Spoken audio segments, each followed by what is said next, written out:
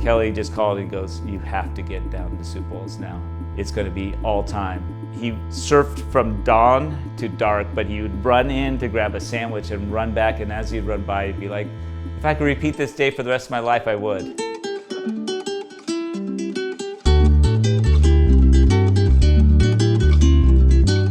My name's Taylor Steele. I'm a filmmaker. I've been making surf films for 38 years. The best surfing I've ever seen is Kelly Slater at Sioux Falls. That was a tough decision to actually pick because there's so many highlights I've seen over decades of filming. Andy Irons sticks out. Parco at Periscopes is another one that sticks out. But Kelly, this was a magical session, and he actually said it was one of his best sessions of his life at the time.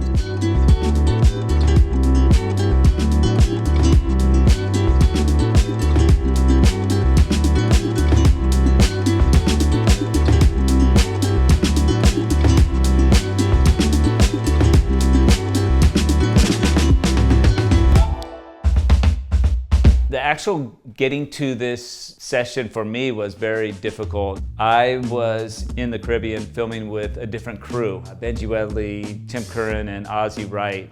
Kelly just called and goes, "You have to get down to Sioux Falls now. It's going to be all time."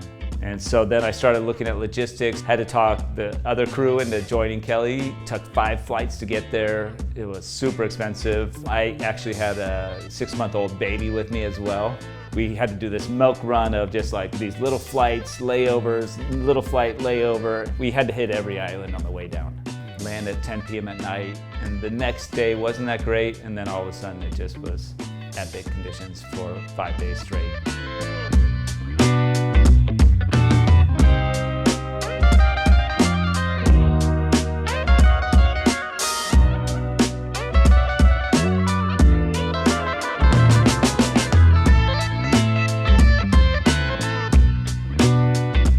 That session was extra special because we've been going to Barbados for a long time. That's probably our 6th trip going there, and it was by far the best we've ever seen it. It looked like Chopu reversed. The conditions were very different than how we've ever seen it. It was like 3 times the size and just no wind all day. And the size of the waves caused the crowd to really thin out.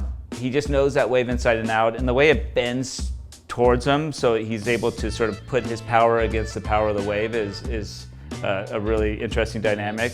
Kelly was just vibing. He was the most present I've ever seen him, I think.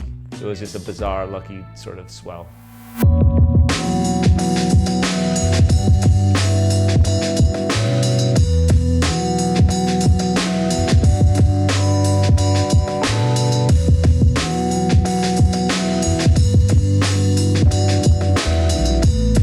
I was filming for 2 projects at the time. I was filming for Campaign 2 and Sipping Jet Streams. I was shooting on an Flex 16mm with 400 mag rolls, and those last roughly like 15 minutes of film time.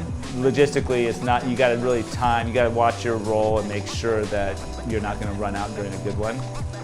At one point the camera jammed and like the film was stuck in there, and I was having some stress and he was getting some epic waves. I remember just opening up the film reel and just it all sort of rolling out and just going, no. And I think he got his best wave right then where his hands are above his head and he's in this big stand-up barrel.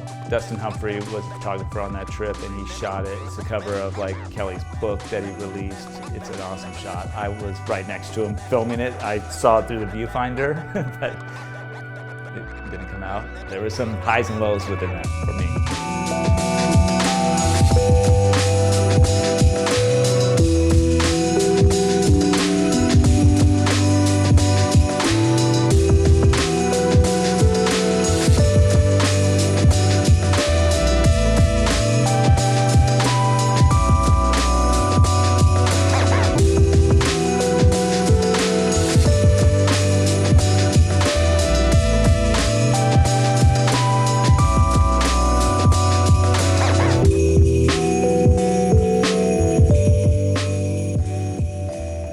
When he was out in the lineup, most people weren't going on the sets. And so he would have his reign of the lineup. he knows that wave inside and out. I think he could have surfed it with his eyes closed. It was sort of the perfect session size because he was just toying with it, and there was that playful like sort of kick stalls and like sort of like standing there and sort of dancing with it that made it more interesting to me. He was going on waves that were ugly just to push himself, I guess. I think it's in campaign 2 and it's like a double up and it's just this ugly mutants. There was just waves that nobody wanted a part of except him. Kelly was just going out of his skin to get to him.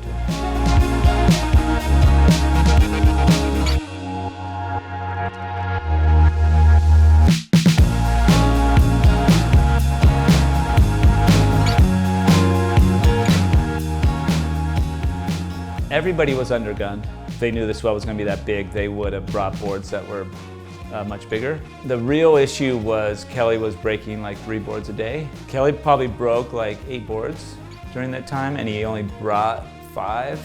We were down to whatever we could find at that stage. Took my board, broke that. I think he borrowed one of Benji's and broke that, and then a Tough Flight board, and was riding that and getting clips.